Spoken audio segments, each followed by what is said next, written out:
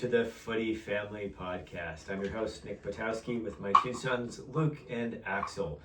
We are starting a podcast and YouTube channel to review and highlight all things soccer football in the context of American culture and beyond. And thus we are starting with the round of 32 in the World Cup. One game has already happened, South Africa, Canada, but we'll briefly review that and then the remaining matches. Our intent here is to bring the American and or international listener a brief review from the American perspective on things including tactics, history, and just all things football. So, first off, let's talk about highlights and lowlights thus far of the tournament. Luke, why don't you go first? What's your highlight and lowlight thus far of the World Cup? My low light is probably Portugal not getting first in the group, especially because that could have led to a Argentina-Portugal game, and just because it makes they probably have to play Spain if they win, which is a very hard game.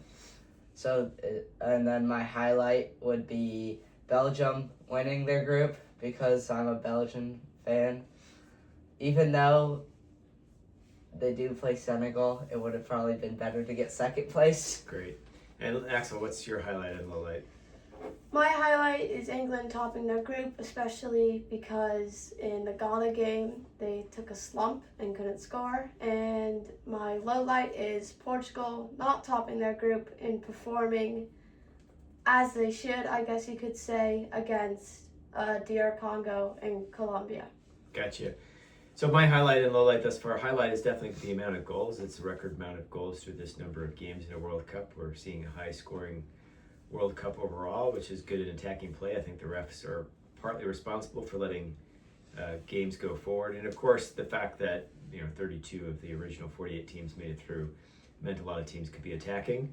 I think my low light is the American commentary, which can be good, but can also be pretty bad in terms of tactical news and or discussion and overpraising of Messi, underpraising of other superstars, some of which may deserve that, but that's what we are. I'm not sure our audience will underappreciate the fact that commentary can be lacking in this country to some degree.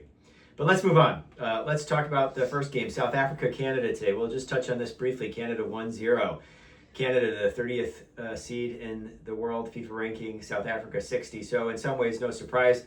Luke, any commentary as far as this game goes? Well, I thought actually South Africa played well defensively until obviously the 90-plus something minute when he scored that volley. I thought it was pretty even game. I thought Alphonso Davies obviously came on it. I think he changed the game. I thought he played pretty well. But overall, I thought it was pretty balanced. I think South Africa did well for such a low-ranking team. Yeah, it'll be interesting to see if the African teams, I believe 9 of which made it through, one is out so far. So this is where most World Cups would start, right? 32 teams. So already one team from the African countries out. So we'll see how many African countries make it through. We have Axel supporting Ivory Coast with his kit today. So we're certainly pulling for some of the African teams in this household. Axel, any further comment on the Canada-South Africa game? No.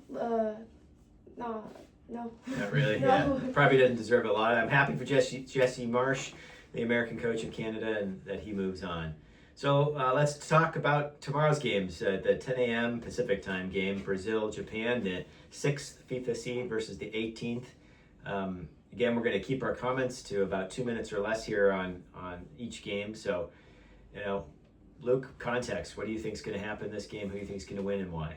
I think Brazil's going to win. I think Brazil obviously have their problems, but I just don't see them losing the first game in the knockout rounds. It would be interesting to see if Neymar plays a lot that game, but I just think their attack... I mean, Japan's good, obviously, as a unit, but I think Brazil's individuality will help them. Axel, comment from you? I agree with Luke. Brazil have some problems, but I do not see them losing this game to Japan, even though Japan did very well in their group. Yeah, Japan, one of the few, if not the only Asian country through to the round of 32. So Asia and collectively doing very poorly with Korea and such knocked out. I agree with you guys. Brazil, I think, goes through, but I think you guys failed to mention why. I think that Carlo Ancelotti is the superpower here, the manager of Brazil, the Italian manager of Brazil, is likely their superpower, and organizing them in a way where they're able to defeat Japan. Although I think Japan is going to give them a run for their money. I think Japan is without some of their players like Matomo, and I believe Kubo is hurt. So we'll see. It obviously it could be close. The next match tomorrow is Germany-Paraguay. I think we can all agree here. Germany, the 10th seed versus the 41st seed Paraguay. We got to see Paraguay play in person. They're going to park the bus. Do you see this game going any way besides Germany scoring either early or late and it ending 1-0? I think Germany could score a couple, but obviously, I don't think Paraguay, against U.S. they conceded a lot of goals, but then I don't remember them conceding another one.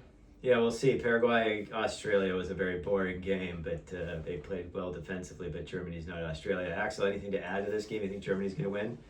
Yeah, I think Germany's going to win. I think it could be probably a boring game that Paraguay plays. I think that Germany will either win 1-0 or by a lot of goals like they did against Curacao.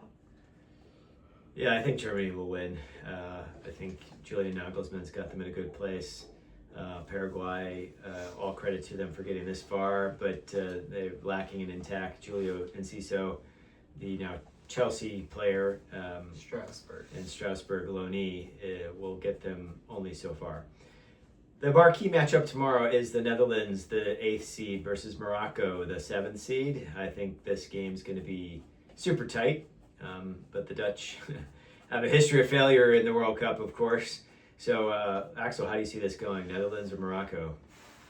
This, I think, is the highlight of the day tomorrow. I think that Netherlands could edge it out. I want them to win. We've been to Amsterdam. Why do you think they can edge it out? I think they have a better squad, and they did better in the group stage, I think, right?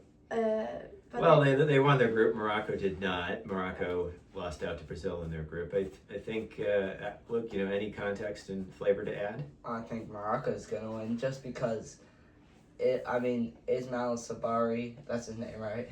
Yep, the forward for PSV Eindhoven. Yep. Yeah, he's playing super well. I think Hakimi's playing super well. I think he scored a couple of goals last game for them.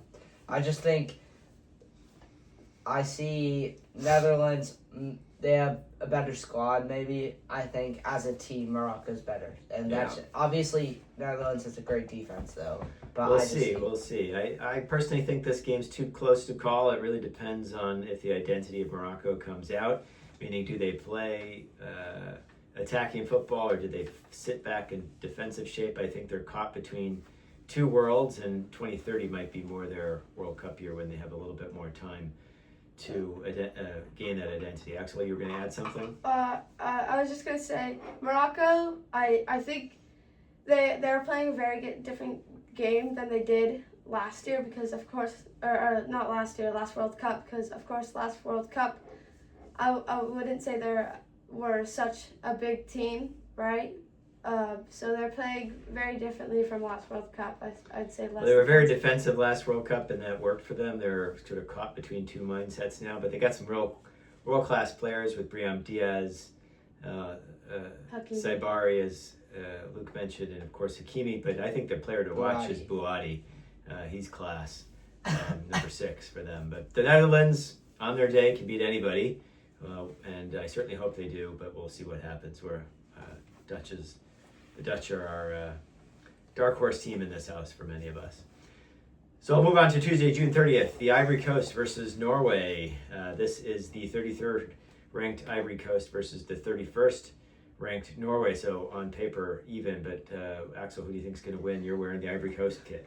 I think that it's a very good game. I think Norway win. I'm very conflicted because I love both sides. Obviously wearing an Ivory Coast kit, Ahmad. I think Norway win because they have more their bigger strength. They'll win on that perspective, and they have one of the best strikers of the world. But is he hurt? Or? No, he's going to play Hollins. Yeah, This is just the lineup from the last game. Okay, so No, I agree with you. I think this is going to be, again, a game that's too close to probably call, and I think will come down to which team has a plan A and plan B, and specific identity is, I think Norway will attack. And the question is Ivory Coast going to sit back, or are they going to attack? And it could be a great game, or it could be a boring game. Do you agree, Luke? I think it go either way. It can go. I mean, Yeah. I think so they too close to call, perhaps. Or do you have a favorite? I would say if Erling Haaland shows up, Norway will win. I think if Diomede on Ivory Coast shows up, they'll win. Oh. I think. And I bet on Holland since he's a more So that's why I think. All right, moving on. Next game is France, the third-ranked team, versus Sweden, the 38th. I think we don't even have to spend much time here. I think France. I'm wearing a France kit. France is just too strong, perhaps for everyone. I'm wearing the France kit because I think they're going to win the whole thing. I just don't see who stops that attack and have a balanced team, but we'll see. Sweden has done well to make it this far. Graham Potter's got them playing together much better than they did in qualifying. France, by all metrics, seems just on fire. You have Mbappe and Dembele both firing in goals. They're both at 4. And more, I think importantly, if you guys agree, Deschamps' mom died last week, and he's the manager of France, and I think they'll rally behind him as he returns to camp.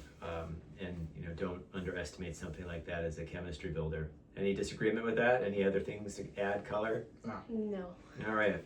Last game of that day, which will be Tuesday, will be Mexico, the 14th seed, versus Ecuador, the 23rd seed. Luke, what do you think is going to happen here? The match is in Mexico.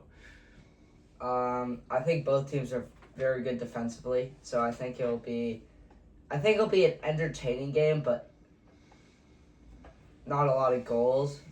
Kind of like that Portugal-Colombia game, which had the most shots ever in a World Cup game. I don't But- know if there'll be that many shots. like less shots, but I think it'll go back and forth. Just both teams are so good defensively. I just don't see either attack going. Yeah, Axel, what do you think? I think it's a good game. I think a lot of people overrated Ecuador, how good Ecuador would be at the beginning. Well, they did finish second in Yeah, South American but- qualifying. Yes, but They I had think problems scoring. they in the group were rounds. they had trouble scoring. I think Ecuador can win, but I see Mexico winning. It's in Mexico, and Yeah, I see Mexico in Mexico just Ecuador having too much, but Yeah. we'll see. I don't know where the goals come for Ecuador, Yeah. so Moses they had real Caicedo, problems Patrick. scoring. I see the boom. All right, Wednesday, July 1st brings us England versus DR Congo. I'm going to go first here if you don't mind, and you guys can add color. England's our team in many ways, shapes, and forms. Thus far, I think Thomas Tuchel is maybe a little bit culpable of not bringing those game changers that everybody thought he might need, i.e. Cole Palmer and TAA. The reality is they gave up goals against Croatia despite him not bringing TAA. Reece James and Livramento are hurt and may not return to the tournament, so we're devoid of a right back. They had problems breaking down Ghana and, to some degree, problems breaking down Panama. So who's going to do that is questionable. And I think what it comes down to here is that DR Congo will probably park the bus like Panama and Ghana, and someone like Bellingham or Kane will have to come up with a moment of magic to score. And then, if that happens early, they might score more. If it happens late, then it might be 1-0. I don't see DR Congo, Dr. Congo, winning, but I see another turgid England game here as they fail to live up to the usual high expectations. Any disagreement? Any context? You go ahead. Okay. Well, I I got think England and Portugal are very similar teams this tournament, so I think the game will be like the Portugal game.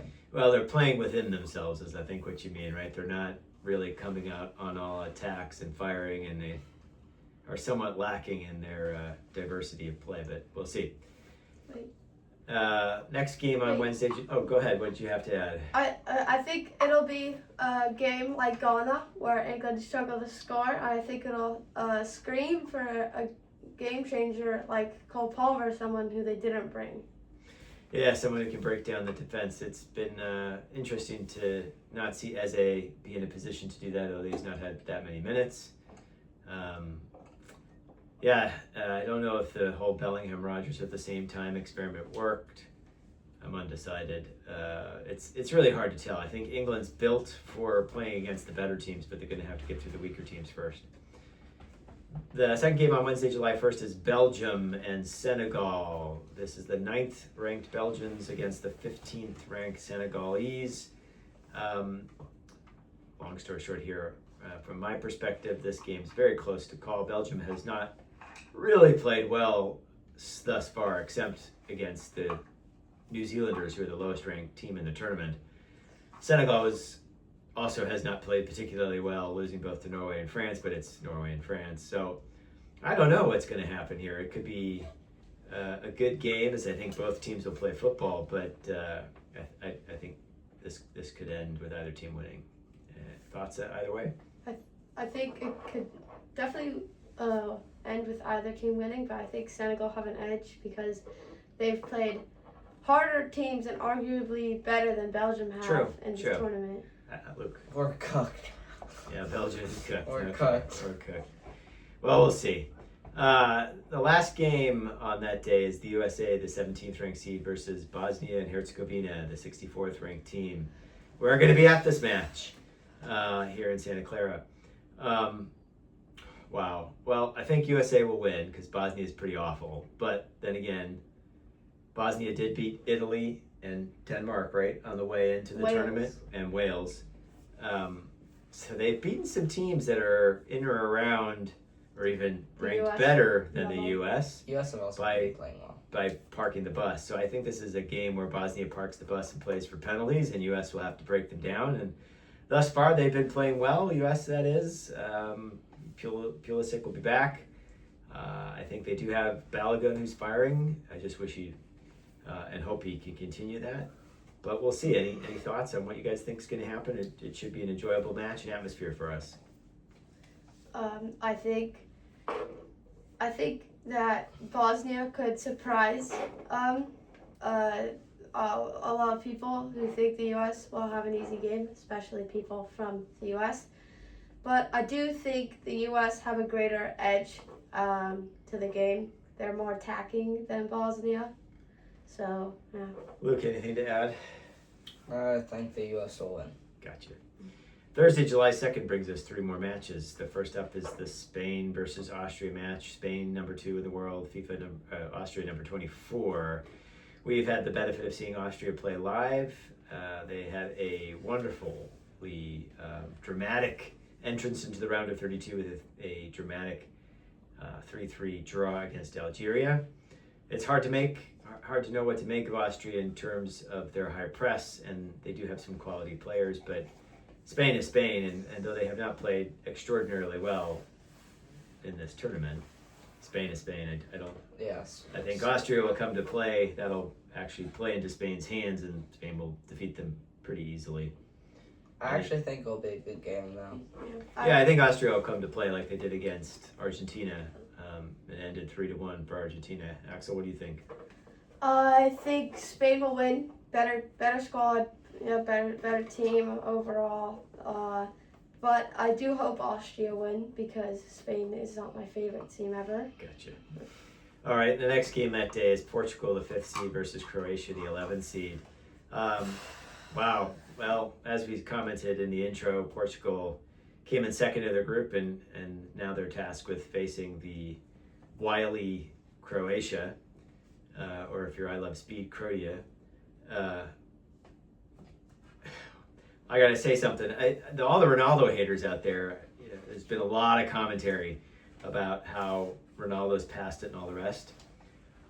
I gotta say, that might be true, that might be false.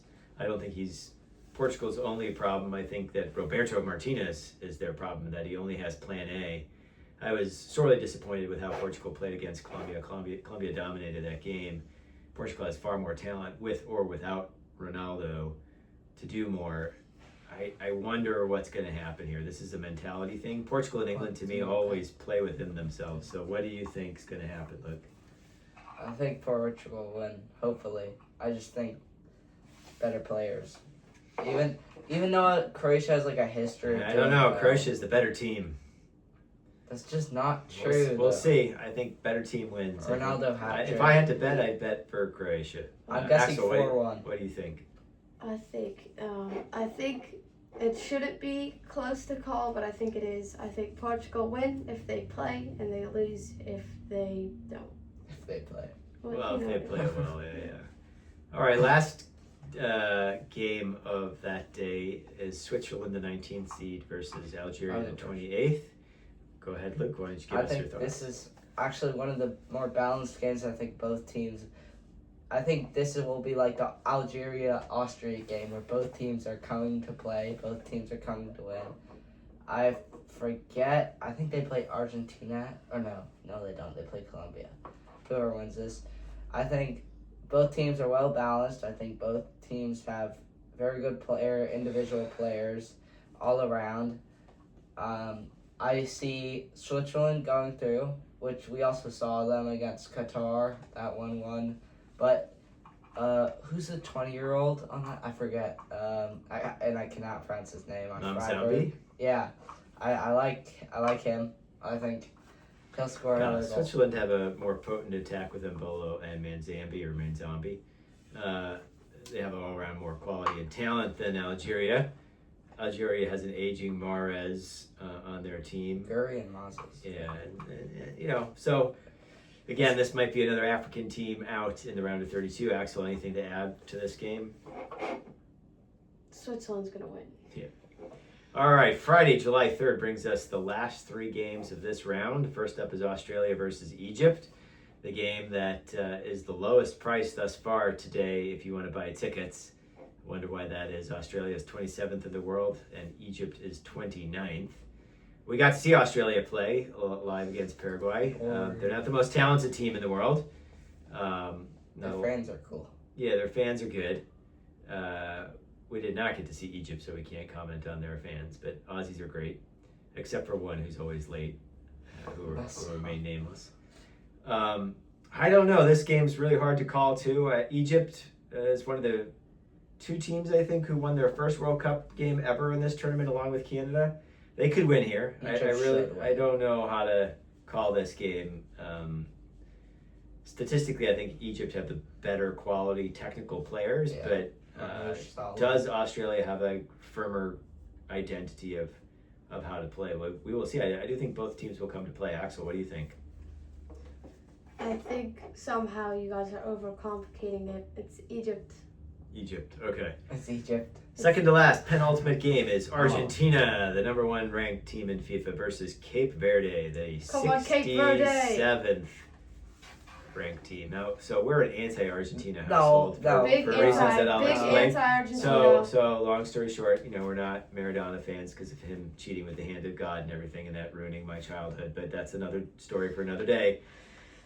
There's been a long love for Argentina. They're playing, I must say, extraordinarily well. Of course, they haven't played anybody extraordinarily hard in a long time. I don't see how Argentina does anything but win here. But one never knows. Cape Verde has a strong athletic team. They'll obviously look to do what they did against Spain. But can they score against Argentina, which... yeah, it's possible. If Argentina has weakness, it's probably their defense. What do you think, Luke? Well, first of all, I want to say I'm not anti-Argentina. I just don't like them because they have such an easy route.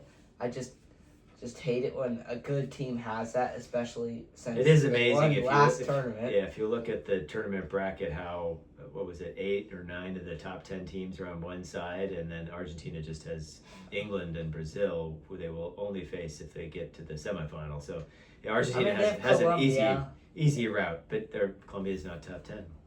Yeah, no, I'm saying they have Colombia. Argentina will win. I don't see them losing until at least the semifinal. Yeah. Axel, anything to add? I know you hope Cape Verde wins. Oh. Thierry Henry was very complimentary about Cape Verde's program and We'll seemed to see, give us hope. So we'll see. Anything? If any Cape Verde fans are out there, please cheer on your team a lot.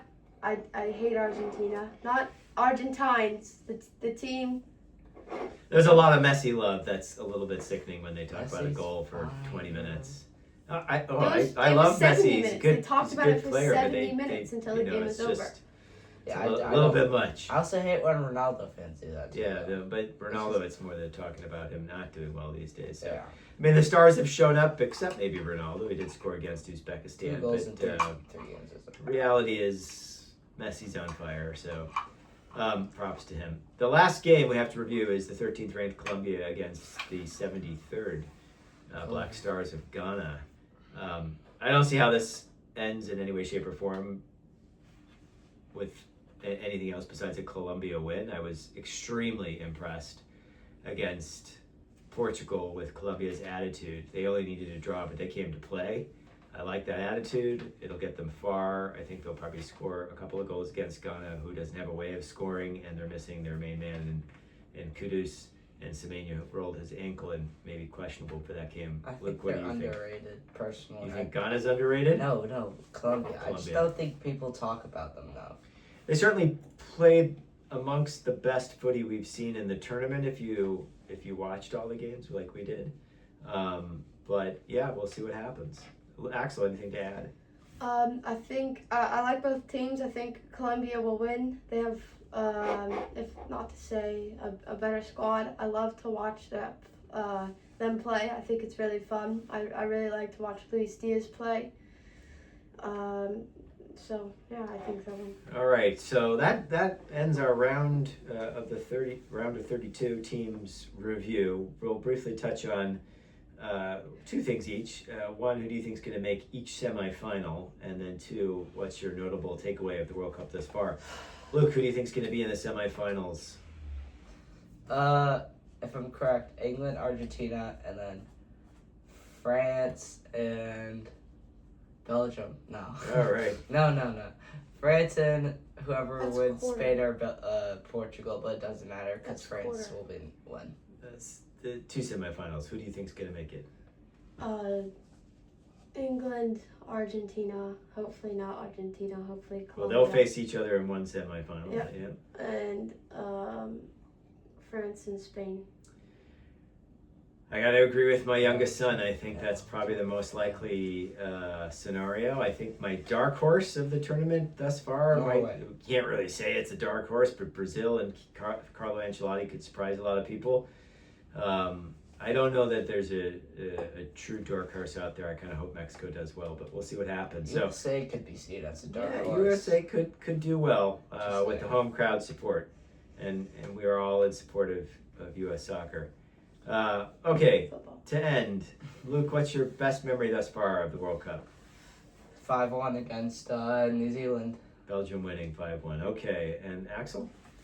Marcus Rashford scoring. If you don't know, I'm a giant Rashford fan, so it's good to see. But you hate Barca?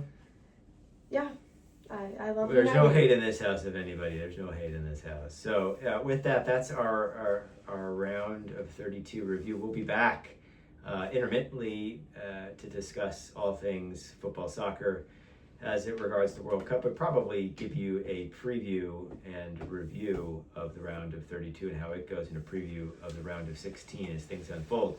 We thank you for joining us today. Please press the like button. We're just getting started. Subscribe. Subscribe. We're just getting started, and our intent is to bring a little bit more information about tactics and history and such to the American/international listeners, so that we can all educate ourselves. And from now on, I'm going to always end this by saying we should call it football always. Thank you for joining us.